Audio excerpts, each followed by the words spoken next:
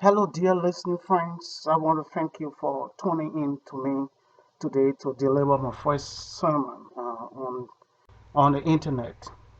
I will dedicate this sermon today to Israel and her neighbors. The text will come from Isaiah 2:4 reference. Verses will come from Joel 3 of 12, Micah 4:3. I would like to give the background of the three prophets. Micah message was directed towards Jerusalem, whereas Joel was the prophet of ancient Israel and the second of the 12 minor prophets. Joel's name uh, represents covenant with God or Yahweh. Yahweh means worshiping God. Isaiah, who is a major prophet, lived 700 years before the birth of Christ. Isaiah lived 700 years before the birth of Christ. And he is calling as a prophet king, Isaiah calling as a prophet king, when he had a vision during the time of King Uzziah of Israel. And he had a dream that Uzziah died. And from there he got to know that his calling has come, that God has ordained him as a prophet for his people. For his people, stop the fighting. Is part of a religious toleration or religious tolerance. The gospel in this book of Isaiah draw heavily on the utopia view of the world. And utopia means an imagined community or society. An imagined community or society. Isaiah's famous quote was turning soul to plowshare. Isaiah's idea of ending conflict in the world and among nations. There, Isaiah also realized there were two major problems that will come out of war: creating war and aftermath of war. And number one was the economic problem. The economic problem here states that how to convert the capital goods, converting the capital goods needed for production of war-like materials. So, and the capital goods here at that time was a sword, because during those days people fought with sword. Now you have wartime jet bomber and etc. and etc.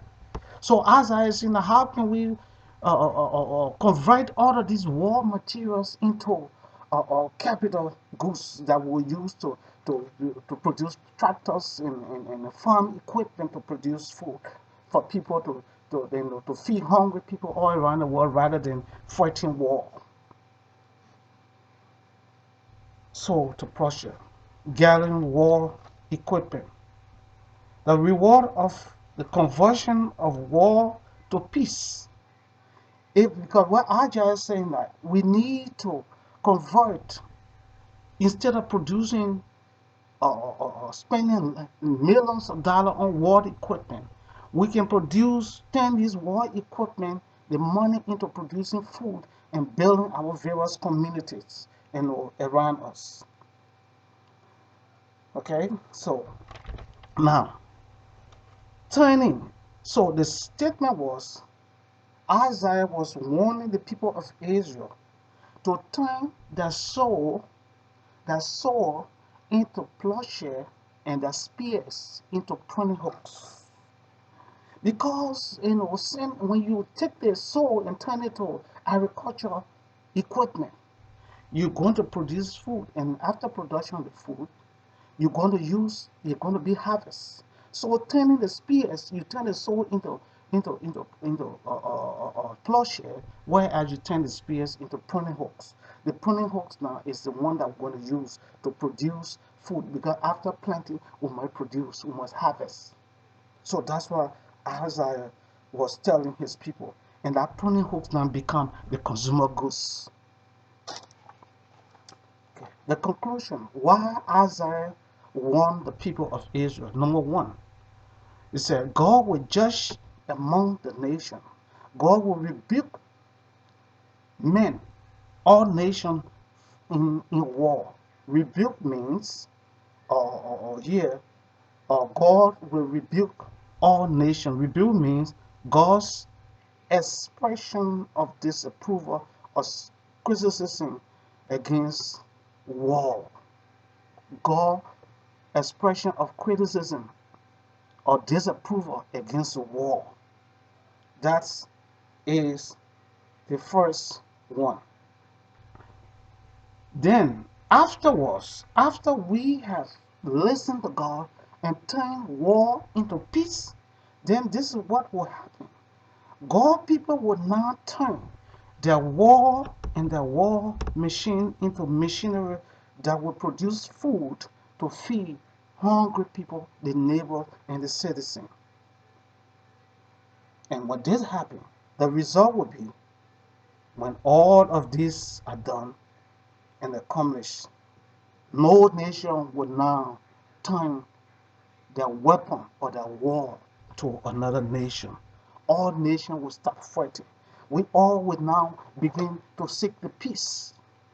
Now that Donald Trump is talking about bringing peace, the peace process in Israel, all Christians now, we all now need to get together to begin to pray that peace process, because peace for Israel means peace for the world. Because God said, whosoever curses Israel, I will curse you. And whosoever bless Israel, I will bless you.